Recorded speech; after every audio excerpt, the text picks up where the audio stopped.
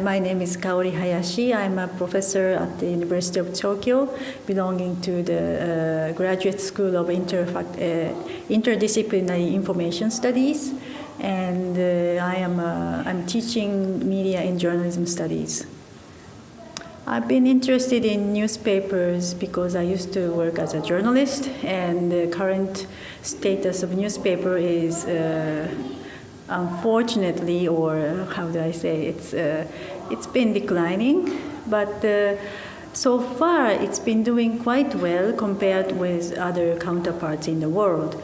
And although the sales, the advertising revenues are declining, the sales revenues in terms of circulation-wise has been quite steady, and they have quite strong influence on Japanese politics, Japanese society, and they define the discursive space of Japanese country.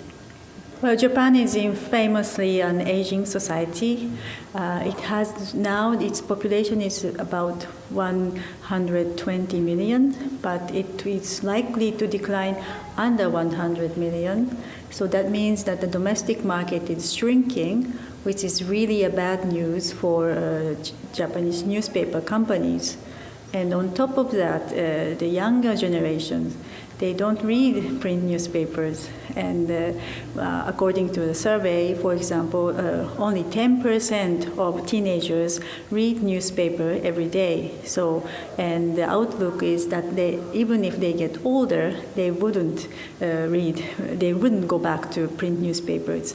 So it is really likely that the Japanese newspapers, together with the data that the society is shrinking, the readership will be very much in the tendency of decline.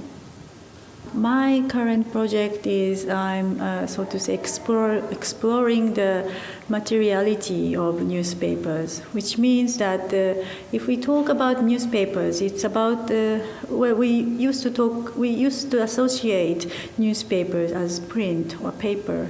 And there should be always somebody who deliver newspapers to home.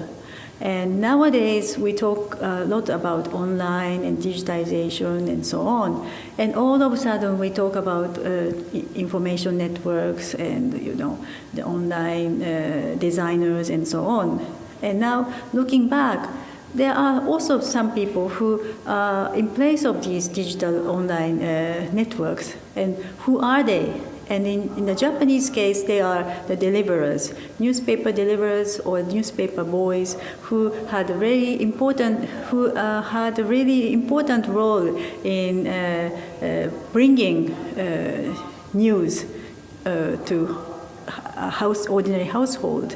And they also contacted Japanese readers and said and asked whether they are doing well or not. And so they are part of the community, Japanese community, and help penetrate Japanese newspapers into Japanese society.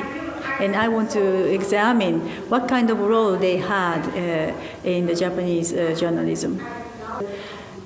What I so far investigated is that because they have this person-to-person contact in the way of delivering newspapers, the contents of Japanese newspapers also were affected by this type of personal contacts and molded the Japanese newspaper into this, so to say, community-like papers.